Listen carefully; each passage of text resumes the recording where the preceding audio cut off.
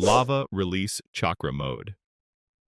Alright, now we're talking about one of the rarest and most dangerous modes in the whole series, the one most fans forget even exists. This is the Lava Release Chakra Mode from Rōshi, the jinchūriki of the Four Tails. This mode doesn't show up much, but the concept behind it is honestly crazy. Picture this. Rōshi covers his whole body in real lava. Every punch and every kick hits with totally insane heat, like you're getting smacked by a walking volcano. But here's the part that makes it extra deadly. He doesn't even need to touch you to cook you. The heat pouring off that lava armor is strong enough to melt skin and bone just by standing close. You literally cannot block temperature like that. And defensively, well, this man is basically wearing a living armor made of "don't you dare touch me." Anyone dumb enough to try a physical attack is getting burned instantly. That's why this mode is both super offensive and super defensive at the same exact time. The only sad part is we never saw the full potential because Rōshi got captured by Akatsuki way too early. But just imagine him combining this cloak with other lava release jutsu. He could turn the entire battlefield into a lava hellscape. Lightning Release Chakra Mode.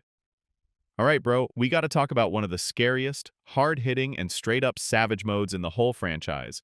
The Lightning Release Chakra Mode used by the 3rd and 4th Raikage. This is the kind of mode where, the second you see it, you just know somebody's about to get folded violently. The basic idea sounds simple. The user covers their entire body in a layer of lightning chakra to boost their physical stats. But the more lightning chakra they wrap around themselves, the stronger they become. That's why their hair stands up higher, depending on how much chakra they're pumping out. Yeah, a low-key Super Saiyan moment. What does this lightning actually do? It amps up their taijutsu so hard it becomes nin taijutsu, a mix of ninjutsu and taijutsu smashed together. Every punch hits with brutal physical power, plus the explosive shock of lightning chakra. But honestly, the defensive part is even more insane. The lightning cloak acts like armor that just deflects almost everything on contact. You see, the 4th Raikage was impressed that Sasuke Uchiha's Chidori, one of the strongest lightning jutsu ever, only managed to crack his defense a tiny bit. Well, Chidori is literally designed to pierce anything, and it even broke through Gaara's sand defense back in the day. Yet against the Raikage, it barely made a scratch. That's how totally, stupidly tough Lightning Release Chakra Mode really is. But here's the part that totally turns Lightning Release Chakra Mode into one of the flat-out fastest modes in the whole series. That lightning chakra basically zaps the user's nervous system like crazy. It doesn't just boost speed, it absolutely supercharges their reaction time on a level that feels straight up unfair. We're talking about pulling off the Lightning Release Body Flicker, which is basically short-range teleporting and dodging stuff like Amaterasu. Yeah, the 4th Raikage literally moves out of the way before it even fully appears. And this right here is the scaling statement you gotta lock in. This mode makes the user so insanely fast that even the Sharingan can't track their movements. The only things in the entire series shown to be faster are Minato's Flying Thunder God technique and Naruto's Nine Tails Chakra Mode. The 4th Raikage even uses this mode instead of Tailed Beast Chakra when he performs the Lightning Release Lariat. Normally, the Lariat needs Tailed Beast Chakra to hit that destructive level, but with this mode, his super amped up Lightning Chakra is totally enough to recreate the same effect. That's why he can slice off one of the 8 Tails horns with that technique. Butterfly Mode. Alright, Butterfly Mode isn't a mode you see on every ninja, and it's definitely not something anybody can just train and pick up. Butterfly Mode is one of the most insanely deadly techniques the Akamichi clan ever cooked up. Most modes in Naruto run off natural chakra, tailed beasts, or some outside power source. But Butterfly Mode takes the calories in your own body and turns them into pure chakra. You're literally burning your body mass for power. That's why when Choji popped it against Jirobo, he basically shrank on the spot, going from a huge dude to a slimmed-down, almost unrecognizable version of himself. When all that chakra erupts, it forms 2 giant butterfly wings of energy behind the user. And those wings can squeeze tight, explode outward, and blast out chakra wind strong enough to totally blow enemies away. In this state, the user's combat power jumps to a level that's absolutely unreal. We're talking about moves like butterfly bullet bombing, a technique that basically turns your whole body into a living artillery shell. There are 2 ways to activate Butterfly Mode, and one of them can absolutely kill you. The classic Akamichi method uses the 3 colored pills, with the last one, the red pill, is what triggers Butterfly Mode. It converts every calorie you have into chakra in this brutal, uncontrollable way. If you don't handle it perfectly, the rapid weight loss alone will kill you. Yeah, you literally die from burning off too much of your own body. But the real masters of the Akimichi clan developed a technique called calorie control. And this is where things get seriously impressive. Instead of relying on pills, they can convert calories into chakra on their own, perfectly and cleanly. They control exactly how much of their body mass gets turned into power, which means they can enter butterfly mode without the deadly risks that come with the pills. Choji learned this, and that's why in Shippuden and onward, you see him activate the mode way more easily. Tailed Beast Mode. Alright, now we gotta talk about a mode everybody thinks they understand, but there's actually a ton of hidden detail people totally miss. Tailed Beast Mode, the peak power of a jinchūriki, and with Naruto and Minato, it works completely different from every other jinchūriki in the series. Think about this for a second. When someone like Gaara or Killer Bee transforms, they actually turn into their tailed beast. They become Shukaku. They become the Eight Tails. Their bodies merge with that giant monster, and they can use every single ability the beast has. But Naruto and Minato? Whole different story. They create a full-sized avatar of Kurama that they control from the inside. It's not a real transformation. It's a massive chakra construct shaped like Kurama. And here's the part that's crazy impressive from a tactical angle. Because Naruto and Minato are chillin' inside the head of this construct, they can still use all their normal jutsu. They're not locked out like other jinchūriki when they transform. Naruto can throw Rasengan while controlling this giant beast at the exact same time. He can pop shadow clones. Minato can still use Flying Thunder God without any trouble. They basically get full-tailed beast power while keeping their entire jutsu arsenal unlocked. You see what it looks like, right? It's basically the jinchūriki version of a Susanoo. But it actually gets even better than that. The tails on the construct work like chakra arms. Naruto can use them like extra weapons, grabbing enemies, firing off tailed beast bombs, or just absolutely smashing everything in sight. More than that, Kurama can talk through the replica. In the last, we even see Naruto summon this full Kurama construct separately from his own body, letting Kurama control it completely. When Naruto first unlocked this form, he could only hold it for 5 minutes. That's because his bond with Kurama wasn't perfect yet. But with practice, they stretched it to 8 minutes, and then eventually to a limit we never get an exact number for, but clearly long enough for Naruto to fight basically the entire 4th Shinobi World War.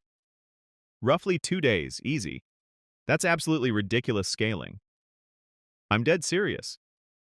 And here's a feature people totally overlook. Naruto and Minato can let other people inside the construct. When someone's in there, they're fully protected. It's like stepping into a giant, glowing, fox-shaped bunker. But now we get to the most insane part. Naruto can stack Tailed Beast Mode with Sage Mode. And in this Kurama form, Naruto can absorb natural energy way faster than normal. That means his senjutsu hits harder, his senses sharpen massively, and his physical power jumps to a whole different level. And here's the cool lore bit. Kurama isn't just the tailed beast with the craziest chakra pool. He's also a sage himself, so he can help Naruto generate senjutsu chakra even faster. Sage Mode. Let me break this down real quick, bro.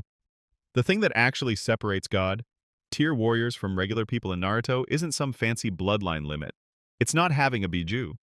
It's the ability to tap into something way older and way more dangerous than chakra itself. We're talking about pure natural energy, this ancient stuff that existed before shinobi, before ninjutsu, before literally everything. And Sage Mode is how you turn that raw, prehistoric energy into a weapon. But here's what most folks totally miss. Sage Mode is basically a deal you make with nature itself.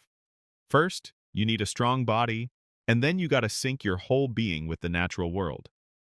One mistake, one tiny moment out of balance, and boom, you're turning into a statue forever.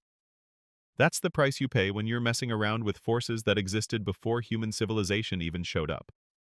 When a shinobi activates it, They're mixing three types of energy together: the physical energy from their body, the spiritual energy from their mind, and the natural energy from the world around them. Blend all that, and you get Senjutsu chakra, a completely different beast compared to normal chakra. Normal chakra is like regular gas. Senjutsu chakra is rocket fuel. Everything you do gets boosted massively. Strength, speed, durability, reflexes, sensing, all of it gets slammed way past the limits of any ordinary human. And trust me, I haven't even touched the best part yet. Sage mode unlocks stuff that normal chakra cannot do. You can feel chakra all around you without even looking. You can sense enemies before they even think about attacking. If you learned Sage mode at Mount Myoboku, you can turn natural energy around you into an extension of your body, letting you hit from way farther than normal.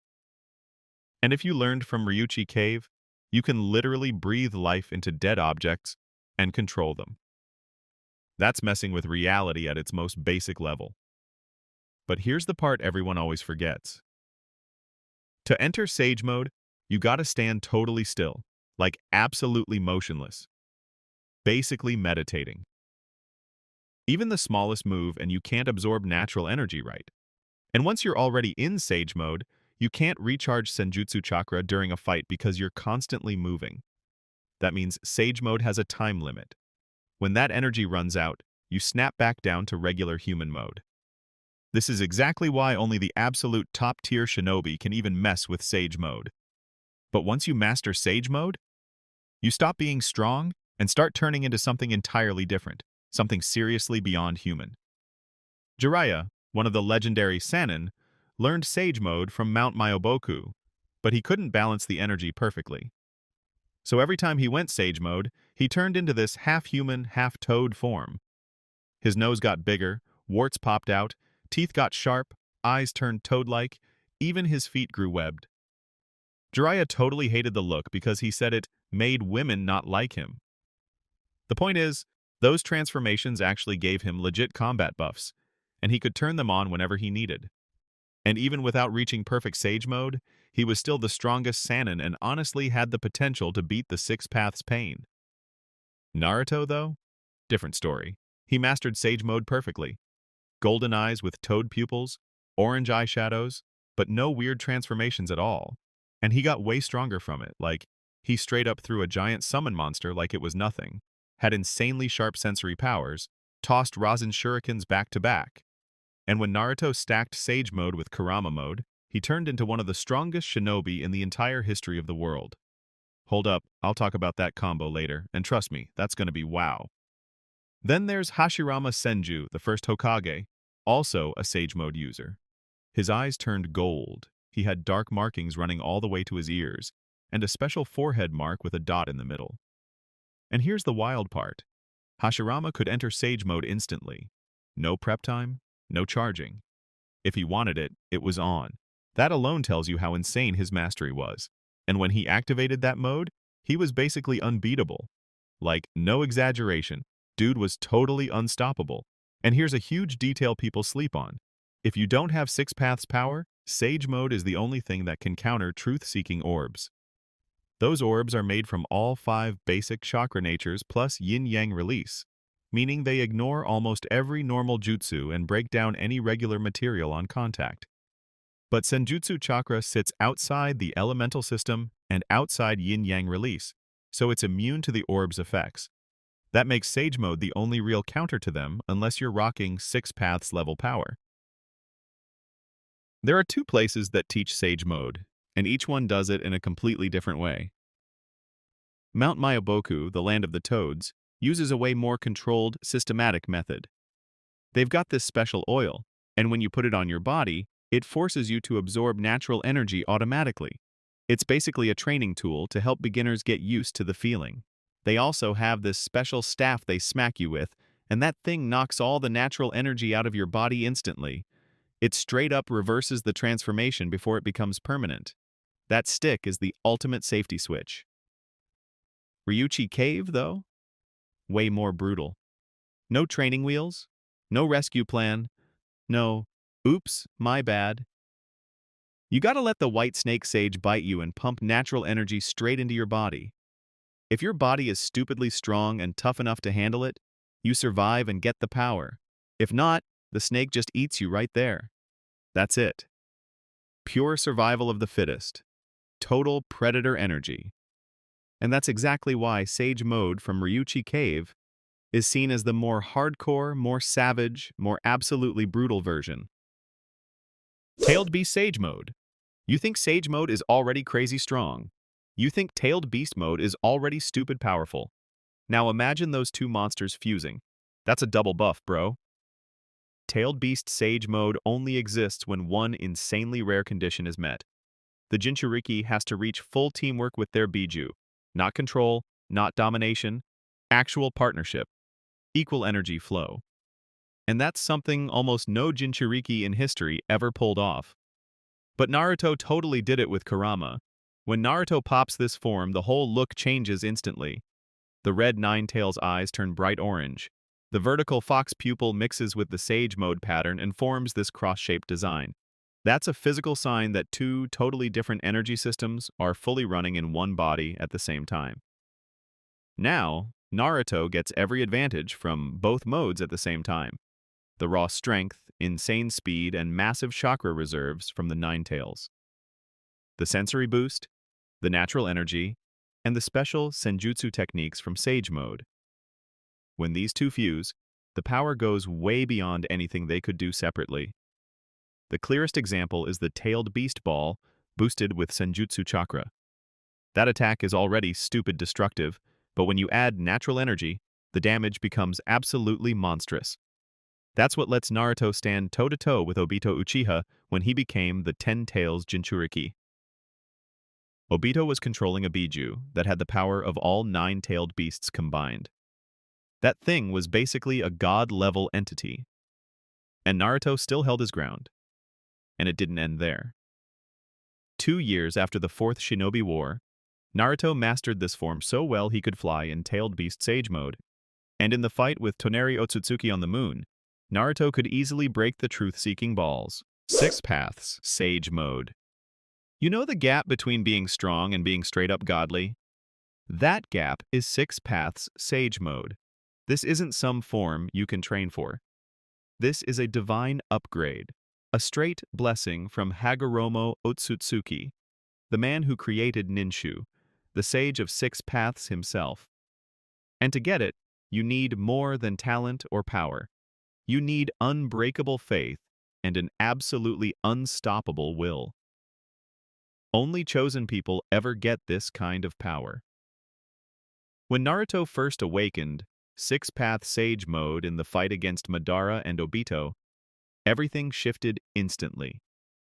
The way he looked, the way he moved, the way he existed on the battlefield, all of it changed.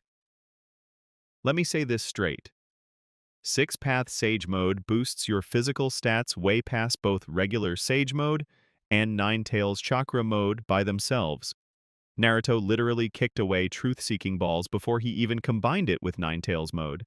Yeah, before combining. But the physical boost is just the surface. 6 Paths.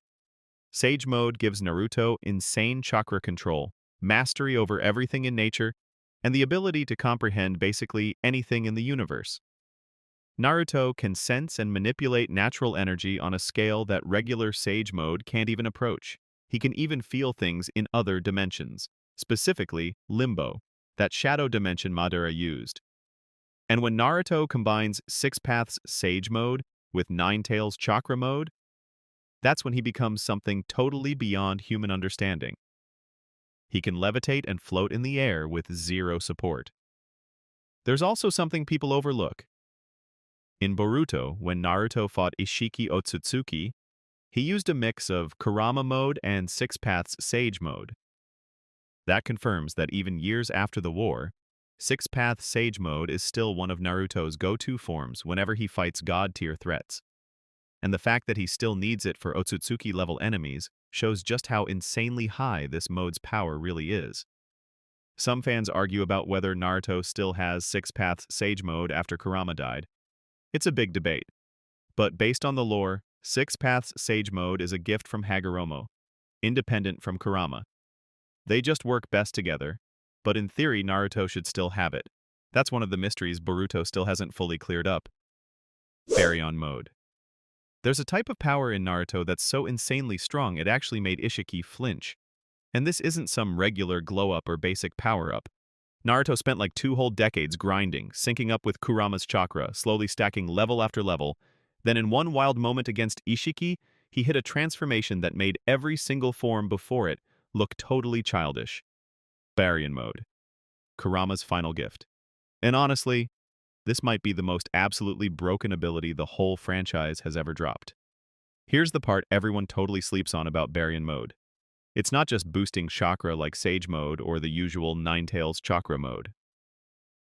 Kurama literally compares it to nuclear fusion. Their chakra gets burned up like fuel, and that mix creates a whole new kind of energy that's completely insane.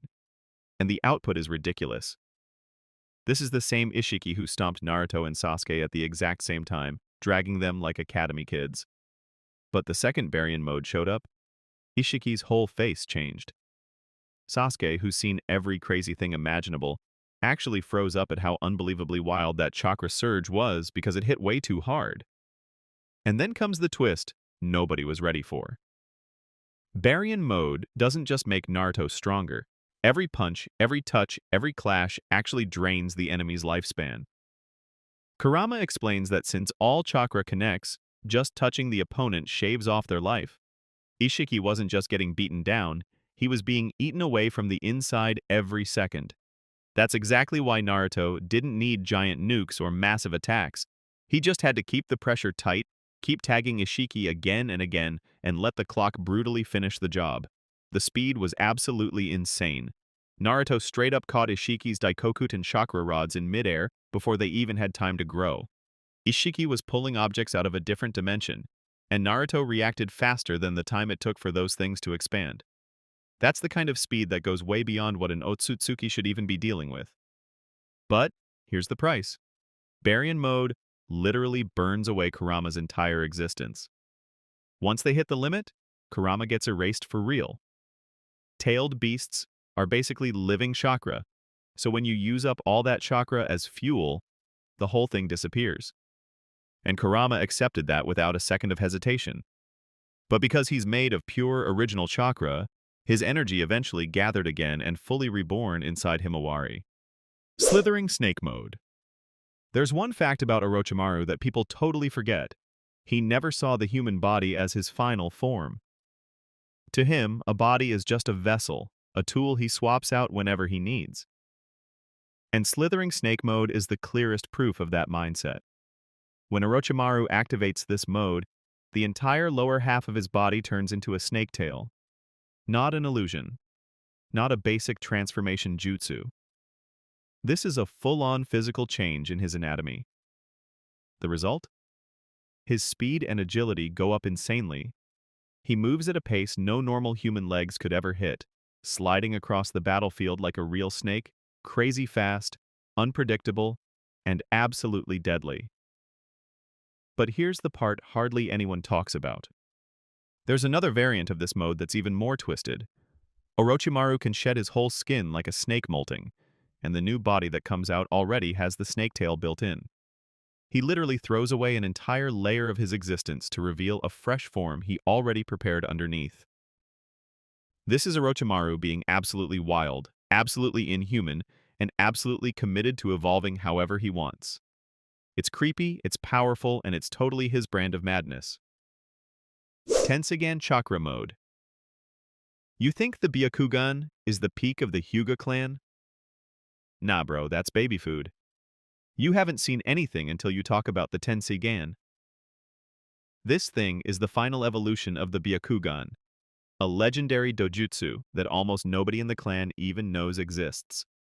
And when someone awakens the Tenseigan, they can access a transformation called Tenseigan Chakra Mode. This mode is on the same crazy tier as Naruto's Senjutsu-enhanced Ninetales Chakra Mode.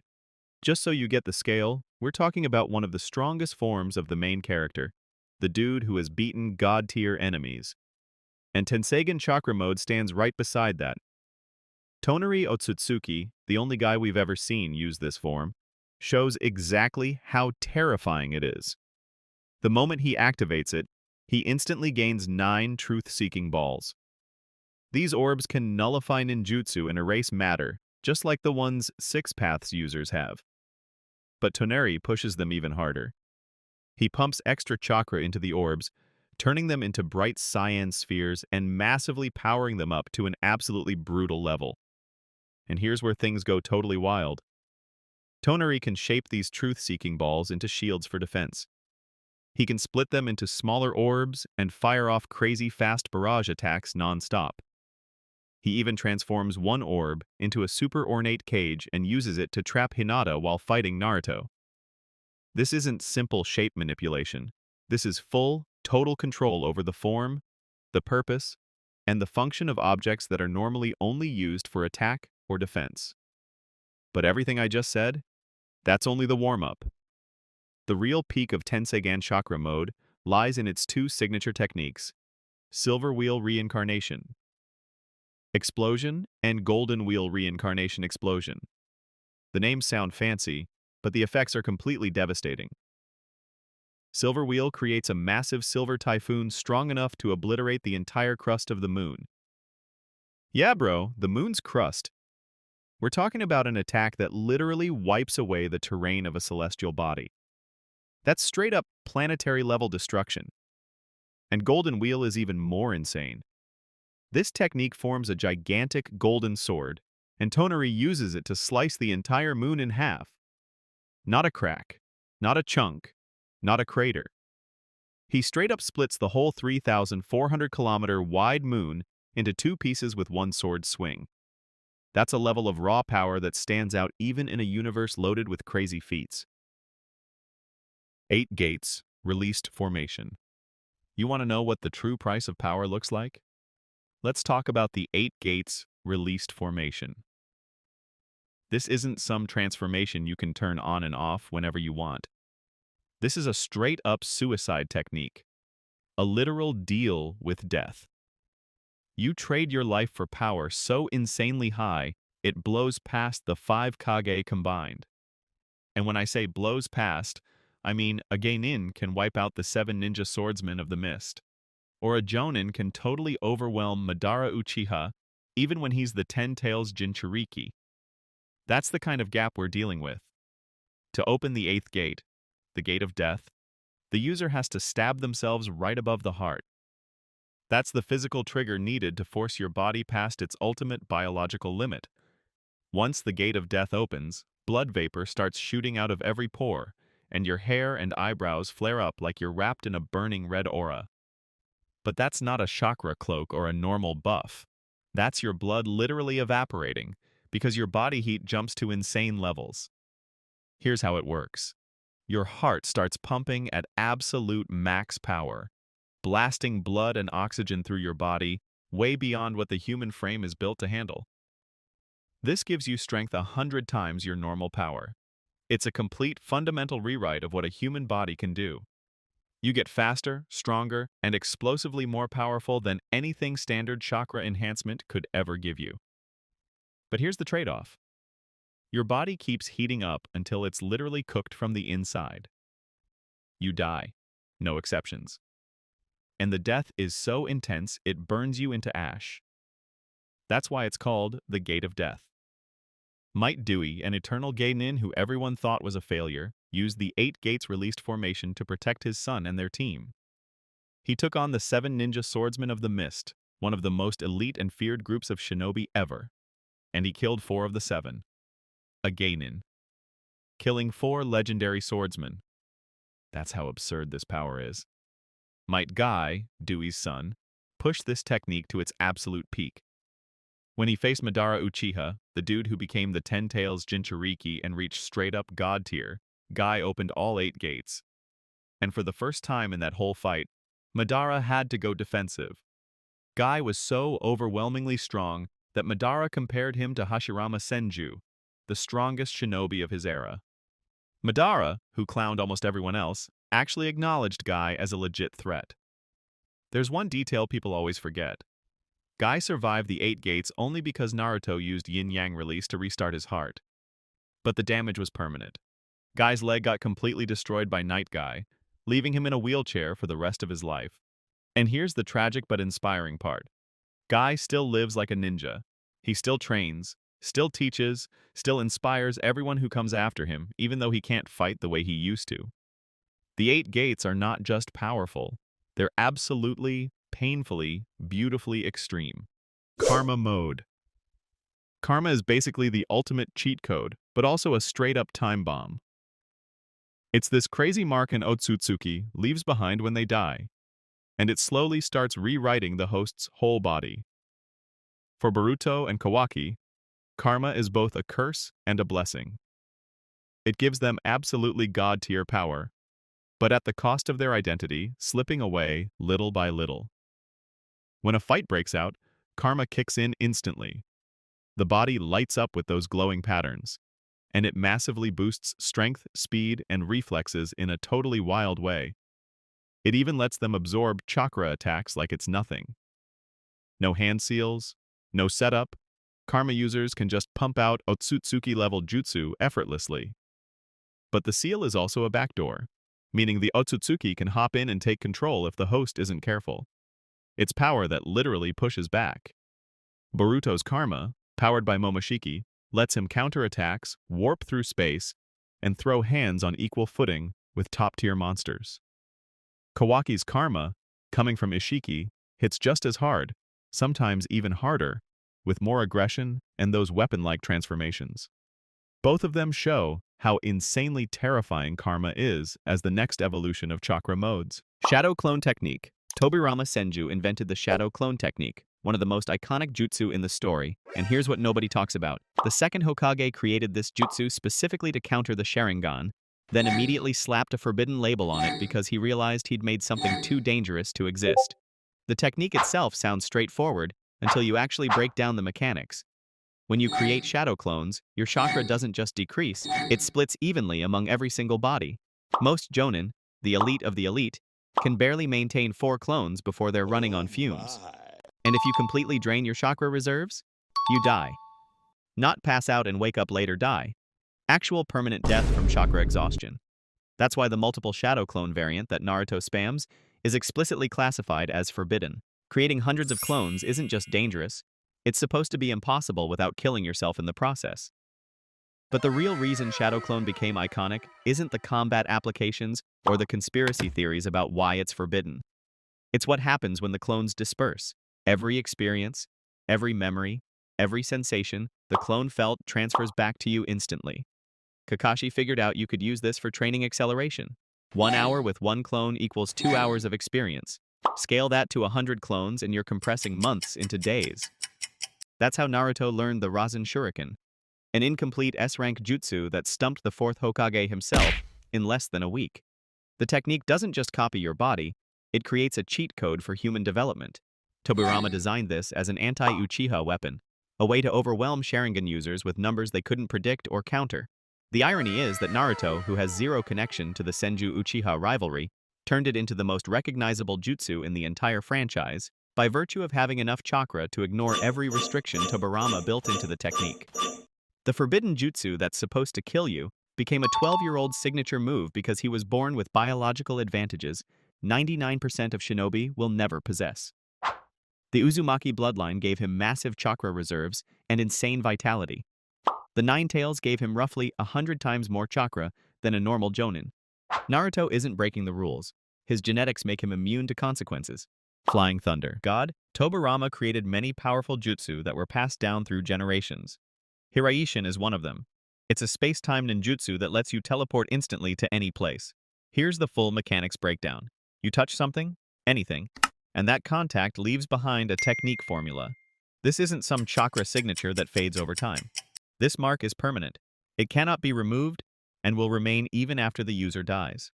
The mark itself is a coordinate in space-time, a dimensional anchor that exists outside normal physical rules. When you activate the jutsu, you're not moving fast. You're entering what the lore calls a dimensional void, a space between dimensions, and then re-emerging at the marked location. It happens instantaneously. There is zero travel time. You disappear from point A and simultaneously appear at point B. This is fundamentally different from body flicker, which is just moving really fast. Flying Thunder. God rewrites your position in space. The mechanics are closer to summoning Jutsu, where you're pulling something across dimensional barriers, except you're pulling yourself. The chakra cost scales based on what you're bringing with you. Just teleporting yourself? Relatively manageable if you've got decent reserves. Teleporting while holding weapons, touching allies, or linked to large objects through your chakra? That's where it gets expensive. Particularly massive objects can limit how far you can teleport because the chakra demand becomes astronomical. Minato once teleported a tailed beast ball, an attack with the destructive force of a nuclear bomb, and the amount of chakra that must have required is genuinely insane. Now let's talk about why this jutsu became iconic. During the Third Shinobi World War, Minato Namikaze was given a flee-on-sight order by enemy nations. Not, be careful around this guy or engage with backup. Literally, if you see him, run, or you're dead. That order existed because of Flying Thunder God. Minato would scatter his custom three-pronged kunai across a battlefield, sometimes dozens of them, creating a network of teleportation points. Then he'd appear behind enemy lines, and before anyone could process what was happening, entire squadrons were eliminated. The survivors described it as fighting a ghost who could be everywhere at once. His nickname, Konoha's Yellow Flash, wasn't hype or propaganda. It was a warning that got passed around enemy camps in terrified whispers. The iconic moments are burned into the series' history. When Minato fought the future 4th Raikage a man whose entire fighting style revolved around being impossibly fast with Lightning Release Chakra Mode, A himself admitted Minato was faster. That scene where Minato is surrounded by dozens of Cloud Shinobi, casually throws a kunai behind A, teleports to it mid-combat, and nearly kills him before A can even turn around? That's the moment fans realized this technique was on a completely different level. Or when Obito tried to use Kamui to warp Minato away during the Nine Tails attack, and Minato escaped mid-teleportation by using Flying Thunder God to escape from inside Obito's dimensional space. The technique let him dodge a space-time jutsu with another space-time jutsu. Then there's the psychological warfare element that makes this jutsu truly terrifying. The moment Minato touches you in combat, you're marked. That seal is now a death sentence you're carrying on your body. He can appear next to you whenever he wants. While you're sleeping, while you're fighting someone else, while you're running away, you're never safe. The Tono show literally compared it to a curse mark, stating that anyone marked is essentially already dead. That's not exaggeration. That's acknowledging what the technique does to an opponent's mental state. You can't strategize against someone who can ignore distance entirely. But what really makes Flying Thunder God iconic is how few people could ever use it. In the entire original Naruto series, only 2 shinobi mastered it, Tobirama and Minato. That's it. Yes, 3 Jonin tried to use it together during the war by combining their chakra, but even working as a team they could barely manage one teleport. The technique requires multiple things that almost no one has simultaneously. Incredible chakra control to manipulate space-time, massive chakra reserves to sustain repeated usage, reflexes fast enough to take advantage of instantaneous movement, and the spatial awareness to not accidentally teleport yourself into a wall or underground. You can only pull off this jutsu if you're a top-class sensor. Minato and Tobirama are absolute elites when it comes to that. Tobirama created it, but Minato perfected it to an art form. Tobirama's version had a slight absorption delay when entering the dimensional void. Minato somehow optimized that speed, making his teleportation cleaner and faster. Tobirama used it primarily as a tactical advantage in battle. Minato turned it into an entire combat system. Flying Thunder God, Guiding Thunder created a barrier that teleported incoming attacks to different locations, essentially making Minato untouchable. Flying Thunder God's second step let him teleport to kunai mid-flight, creating unpredictable attack angles. When Tobirama and Minato were both reincarnated during the Fourth War, they developed Flying Thunder God mutually instantaneous revolving technique, allowing them to swap positions instantly during combat to set up combination attacks. Fast forward to Boruto's era, and here's where it gets wild. Boruto Uzumaki learned his own version of the technique, but through completely different means. He used his Otsutsuki abilities to create an imitation that produces nearly identical results, but the limitations are harsher. He needs more chakra infusion, more focus, and has to use toads as communication anchors to track his marks. Even Boruto admits his version is nowhere near Minato's level of refinement. The reason Flying Thunder God sits at the peak of iconic jutsu is because it made its users legends. Both Tobirama and Minato were famous as the fastest shinobi of their respective eras, and this technique is a massive part of why. It fundamentally changed what fast means in combat. Rasengan. Minato Namikaze spent 3 years developing the most iconic jutsu in Naruto history for one reason: to protect Kushina Uzumaki, the woman he loved. The origin story starts during the Third Shinobi World War. Minato, Jiraiya, and their team were fighting against Rōshi and Han, the jinchūriki of the Four Tails and Five Tails. These weren't regular shinobi. These were walking nuclear weapons who could create tailed beast balls, attacks that hit with the force of small-scale catastrophes. Minato watched these spheres of concentrated chakra form and detonate, and something clicked in his mind. Kushina was the Nine Tails jinchūriki. She would inevitably face opponents like this in combat. She'd be deployed against other jinchūriki, and when that happened, what was she supposed to do against tailed beast balls? So Minato decided to create a human version of a tailed beast ball, a technique that mimicked that concentrated sphere of destruction but could be used by someone without a bijou inside them. A jutsu specifically tailored to work with Kushina's massive chakra reserves as a jinchūriki. That's the Rasengan's true origin. It was a love letter disguised as a weapon. Now here's where it gets technical, and this is what makes the Rasengan genuinely revolutionary. The jutsu is pure shape transformation. No hand seals, no elemental nature, just raw chakra being rotated in multiple directions simultaneously to compress it into a sphere. The mechanics sound simple until you try to actually do it, which is when you realize why Minato needed 3 years to perfect it and why even he called it incomplete. The training process breaks down into 3 stages. First, you learn rotation, spinning your chakra in multiple directions at once.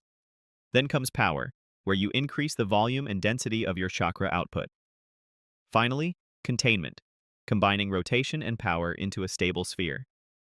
This is the hardest part because your chakra control needs to be refined enough to hold everything together without it exploding in your hand. When Minato was developing this technique, he struggled hard with stabilization. His early attempts were either too weak to be useful or so unstable they'd fall apart before he could use them. It was only after talking with Jiraiya that he figured out the solution. Jiraiya told him about matching the chakra rotation to the natural whirl pattern of his hair, which sounds superstitious as hell until you realize it actually worked. The problem was that Minato had 2 whirls in his hair, not 1. He had to figure out how to rotate chakra in 2 opposite directions simultaneously and merge them into a stable sphere. That's the kind of chakra control complexity we're talking about here. When the Rasengan hits something, it doesn't just cause blunt force trauma. The sphere grinds into whatever it contacts, with spinning chakra tearing through the target until the rotation dissipates. If you thrust the Rasengan into someone, they get launched backward with enough force to send them flying. It is the pinnacle of shape transformation, and that's acknowledgement of the technique's efficiency. But here's the thing that makes the Rasengan iconic in a different way. Minato knew it was incomplete. He'd successfully created a technique that compressed massive amounts of chakra into a stable, devastating sphere. But he also knew that without adding nature transformation, lightning, wind, fire, whatever, the jutsu would never reach its full potential. But in Naruto's time, he finished the work his father left unfinished and created the wind release, Rasen Shuriken. Naruto Uzumaki invented the Rasen Shuriken by accomplishing something that killed the 4th Hokage before he could finish it, and the moment Tsunade saw what it did, she immediately banned it from ever being used again. That's the Rasen Shuriken's entire legacy summarized in one sentence. The technique Minato Namikaze died trying to create, perfected by his son, then forbidden because it destroys you from the inside out, while simultaneously ending your opponent's entire career as a shinobi. This is the only jutsu in the series where success and failure are measured in cellular damage to both parties involved. Tsunade bans the Rasen Shuriken after Naruto uses it twice, claiming it will permanently destroy his arm and end his shinobi career if he keeps using it. Then Naruto learns Sage Mode, unlocks the ability to throw it instead of using it melee range, and suddenly it's fine? The forbidden status just evaporates? That inconsistency has sparked debate for years because it exposes how arbitrary the forbidden jutsu classification actually is in practice. The technique itself didn't change. Naruto just found a workaround to the self-harm component, and suddenly Tsunade stops caring that he's using a jutsu she explicitly ordered him never to touch again. The mechanics are what make this technique legitimately terrifying beyond any other wind release in the series. When the Rasen Shuriken detonates, it creates countless microscopic wind blades, so many that even the Sharingan cannot count them all. These blades attack on a cellular level, severing the chakra circulatory system from every individual cell in the body. Tsunade compares the damage to poison because there is no healing it through medical ninjutsu. If you get hit badly enough, you lose the ability to mold chakra permanently. Your shinobi career is over, not because you died, but because the fundamental biology that allows you to use jutsu has been destroyed at the molecular level. The Rasen Shuriken became a template for even more broken variants later. Naruto adds different tailed beast natures to it, creating versions infused with lava, magnet, boil release, whatever nature he needs for the situation. He scales it up to the super-tailed beast Rasen Shuriken that threatens Madara and cuts the divine tree in half. He can use it unlimited times in Kurama mode because the chakra cost becomes irrelevant.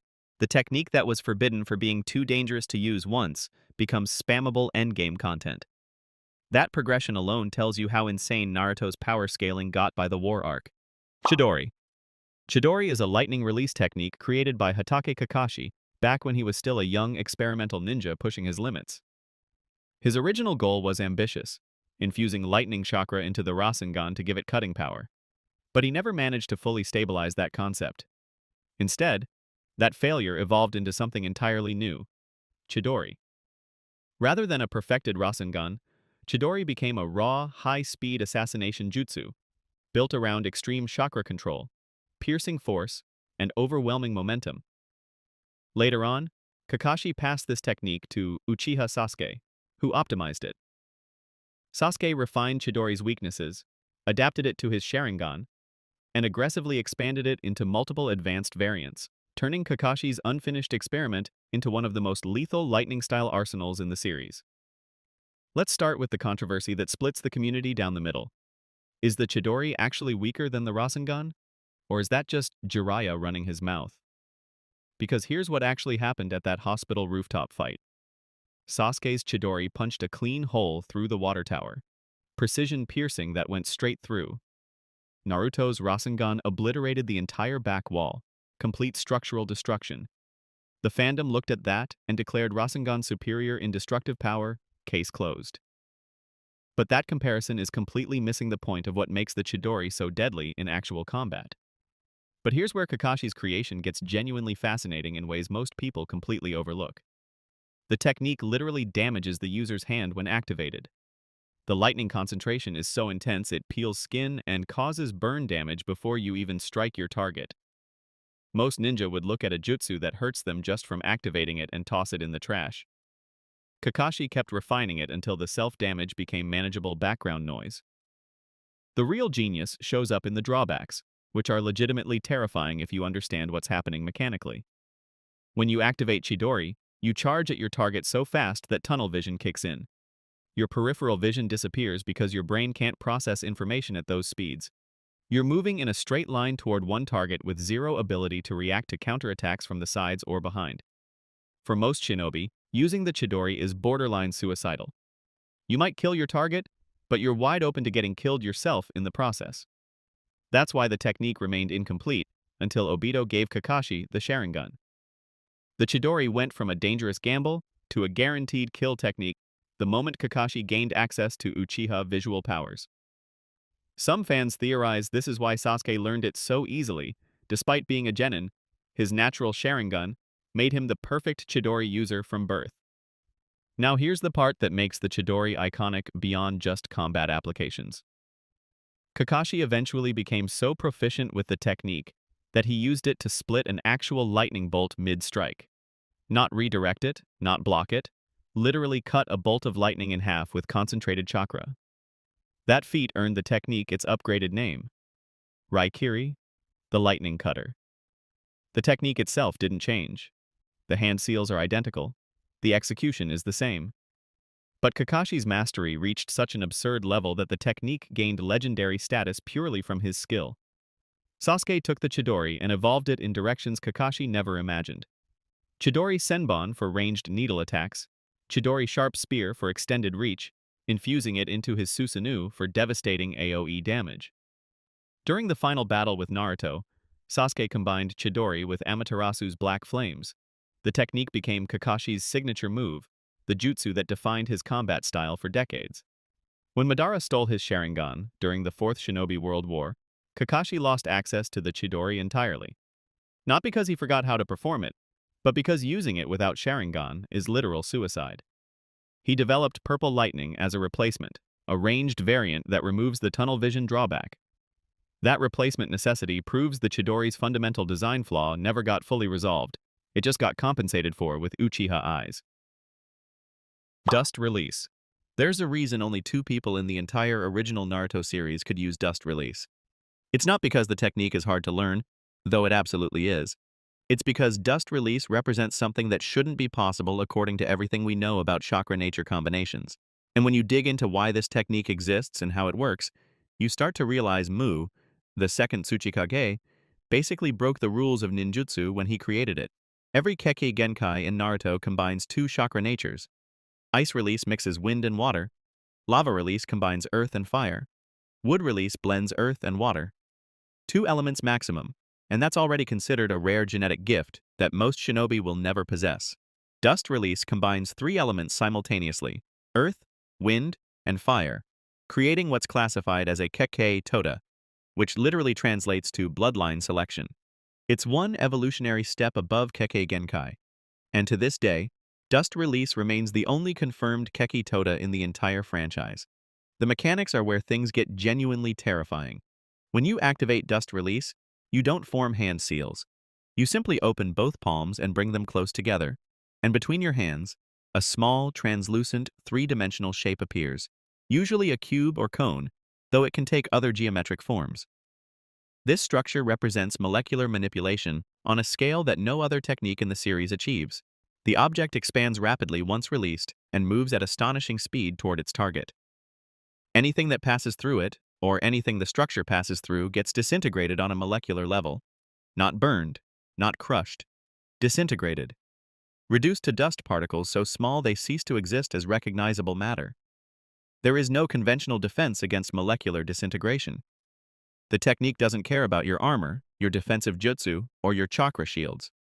If the geometric structure touches you, your molecules separate, and you're gone. And you know what? Only another Dust Release user can defeat a Dust Release user. That's an acknowledgement that this jutsu operates on a level where normal countermeasures don't work. The fact that Mu taught this technique to Onoki raises questions that we fans have debated for years. Onoki stated that Mu passed the secrets of Dust Release to him, which implies the technique isn't purely genetic. But that creates a paradox. If Kekkei Tota requires combining 3 chakra natures simultaneously, how could Onoki learn it unless he was naturally born with affinities for earth, wind, and fire? The odds of 2 unrelated people having the exact same 3-element affinity are astronomically low. Some fans theorize Mu and Onoki were related, maybe father and son, maybe distant clan members. And the Kekkei Tota gene is recessive, appearing only occasionally across generations. Others argue that passing the secrets meant Mu helped Onoki refine and control an ability he already possessed genetically but couldn't use effectively without guidance. What makes Dust Release iconic isn't just its power, it's the specialization. Most Kekkei Genkai are versatile. Wood Release can be used for offense, defense, restraint, construction, even medical purposes. Dust Release does exactly one thing. It pulverizes enemies. That's it. There's no defensive application, no utility function, no creative alternative uses. It exists purely to erase targets from existence. This extreme specialization makes it the perfect assassination technique. You create the geometric shape, fire it at your target, and they vanish.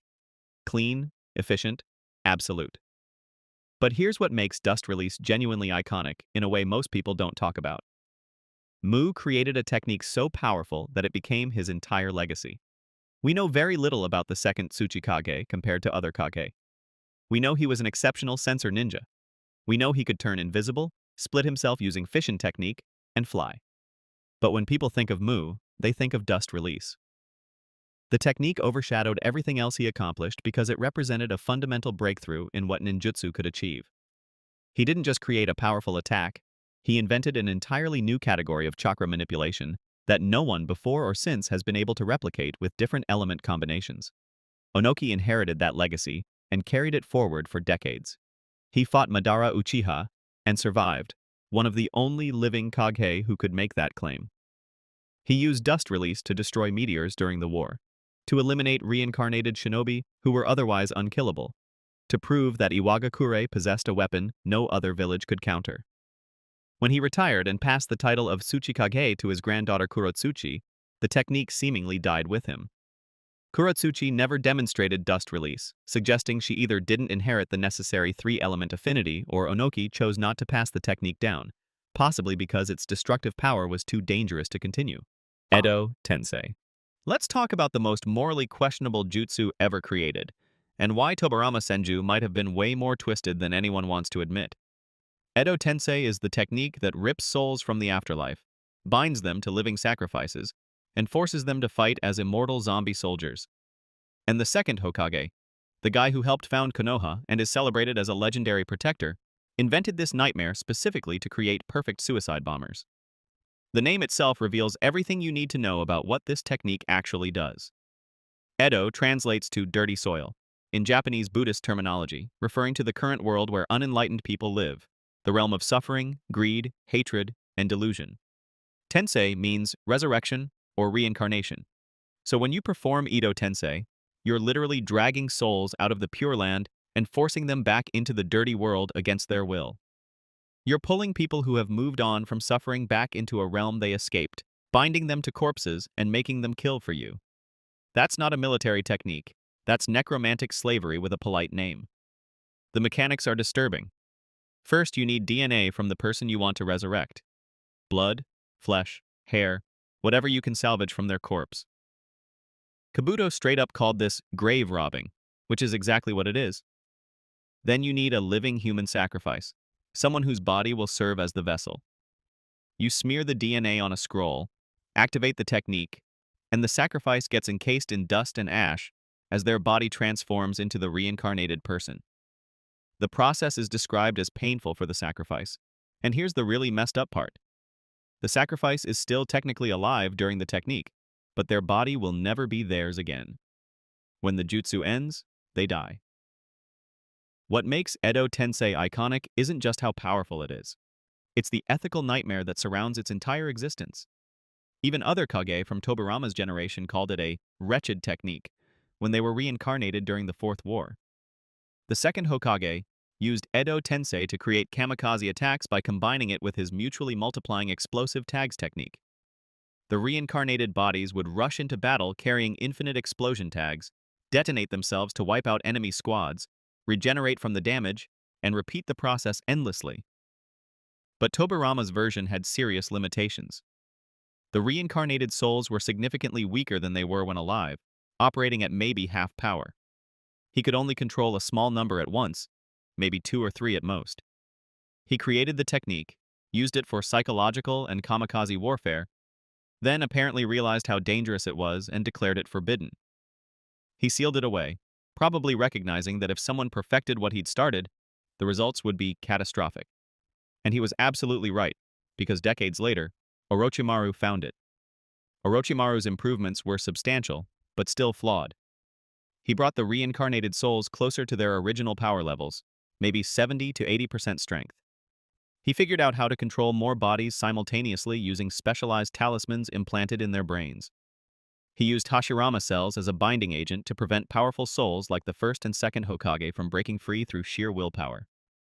During the Konoha Crush arc, Orochimaru reincarnated Hashirama and Tobirama to fight Hiruzen Sarutobi. Then Kabuto perfected it, and everything went to hell. Kabuto's version of Edo Tensei was so refined that even Tobirama himself acknowledged it had surpassed his original creation. The reincarnated souls came back at near full power, maybe 95% of what they were at their peak. Kabuto could control dozens of reincarnated shinobi simultaneously without breaking a sweat. He developed a grid system with pebbles representing each reincarnated soul, allowing him to monitor and manage his entire army. The technique required almost no chakra to maintain after the initial summoning, meaning Kabuto could keep an infinite army running indefinitely. He even figured out how to enhance the reincarnated bodies beyond their original capabilities, giving Madara his Rinnegan and Wood release while restoring him to his physical prime. The enhancements Edo Tensei provides are obscene. Reincarnated bodies don't bleed out, they don't tire, they don't run out of chakra, their reserves refill infinitely. Any damage regenerates over time, meaning you can blow them apart and they'll reassemble. They retain all abilities from when they were alive, including Kekkei Genkai, Kekkei Toda, and all their jutsu. The only things that can permanently stop an Edo Tensei body are sealing techniques, truth-seeking balls that nullify regeneration, or releasing the jutsu entirely. The iconic status of Edo Tensei comes from what it represents philosophically. It's the ultimate disrespect to death itself. In the Naruto universe, death is supposed to have meaning. When someone dies protecting their village, when they sacrifice themselves for loved ones, when they pass on their will to the next generation, that's supposed to matter. Edo Tensei takes that meaning and incinerates it. It says, your death was temporary, your sacrifice was worthless, and now you're a weapon whether you like it or not. Even the souls being reincarnated hate it. When Itachi broke free from Kabuto's control and worked to end the technique, he described being trapped in Edo Tensei as a violation of the natural order. Living corpse reincarnation. Orochimaru's living corpse reincarnation is not a technique created out of necessity or to protect anyone. It exists purely because one man looked at death, decided it was inconvenient for his study schedule, and engineered a solution that requires eating people alive. Orochimaru developed it specifically to solve a problem. He wanted to learn every jutsu in existence, master all forms of ninjutsu, and uncover every secret the world had to offer. One human lifetime isn't long enough for that kind of knowledge acquisition. Most people would accept their limitations and focus on what they could achieve. Orochimaru looked at mortality and said, that's a skill issue I need to patch. The mechanics are body horror on a conceptual level. To perform the technique, Orochimaru abandons his current host body and reveals his true form, a gigantic white snake made of thousands of smaller white snakes. That transformation alone tells you everything about what Orochimaru actually became through his experiments. He's not human anymore in any meaningful sense. He modified his own biology so extensively that his actual body is a serpentine horror show held together by chakra and sheer willpower. That white snake form is what's real. Everything else is just a costume he wears. Once in his true form, Orochimaru swallows his chosen victim whole. They don't die immediately. That would be merciful. Instead, they're transported to a mental plane, a separate dimension that exists inside Orochimaru himself. Think about that for a second. Orochimaru created an internal dimension where he conducts the soul transfer process. Inside this space, he envelops the victim's consciousness, dominates it completely, and takes over their body. The snake form dies and falls apart, and Orochimaru emerges in the new body with full access to its abilities while retaining all his accumulated knowledge and techniques. But here's where it gets worse. The souls of his previous hosts don't disappear. They're trapped inside him, still conscious, still aware, just suppressed and powerless. When Orochimaru attempted to take Sasuke's body, we saw multiple previous hosts floating in that mental dimension, unknown people whose identities were completely erased when Orochimaru consumed them. They exist in a state of permanent imprisonment inside his consciousness, unable to die, unable to escape, just witnesses to everything Orochimaru does using their stolen bodies. That's not immortality. That's an eternal prison sentence where you're forced to watch someone else live your life. The technique has a strict 3-year cooldown. Orochimaru can only perform the transfer once every 3 years, and when those 3 years approach, his current host body begins rejecting him. The body starts decaying, weakening, falling apart from the inside out. This forced Orochimaru to constantly hunt for new vessels, always planning his next transfer, always evaluating potential hosts based on what abilities they could give him. He wanted Itachi for the Sharingan, but couldn't defeat him. He prepared Kimimaro for the Shikotsu Myaku, but Kimimaro developed a terminal illness. He settled for Genyumaru as a desperate temporary measure before finally getting a chance at Sasuke. After taking over a new body, Orochimaru modifies it extensively. He infuses it with snake properties, the ability to stretch and bend unnaturally, reconnect severed body parts, shed skin to heal injuries. Sasuke called this the power of the white snake, and it's genuinely broken. If Orochimaru gets injured before he can transfer to a new host, the body can heal and evade attacks so effectively that it becomes virtually unkillable. He also always alters the host's face to resemble his original appearance, because even after decades of body swapping, Orochimaru clings to the identity he started with. In Boruto, Orochimaru finally circumvented the 3-year limitation by taking a white Zetsu clone as his host. Zetsu bodies are artificial constructs made from Hashirama Senju's cells, designed to live indefinitely as long as chakra exists. By inhabiting a Zetsu body, Orochimaru essentially solved the decay problem that forced him to constantly transfer hosts. He achieved true immortality. No more 3-year timer, no more body rejection, no more frantic searching for suitable vessels. He can now dedicate himself to knowledge acquisition forever, which is exactly what he wanted from the beginning. The technique also raises questions about identity that the series never fully explores. If Orochimaru has been transferring between bodies for decades, taking on different physical forms while retaining his original consciousness, is he even the same person anymore? His original body is long gone. The face he shows is artificially maintained. His true form is a monster made of snakes. At what point does immortality through body swapping stop being you and start being something else entirely wearing your memories?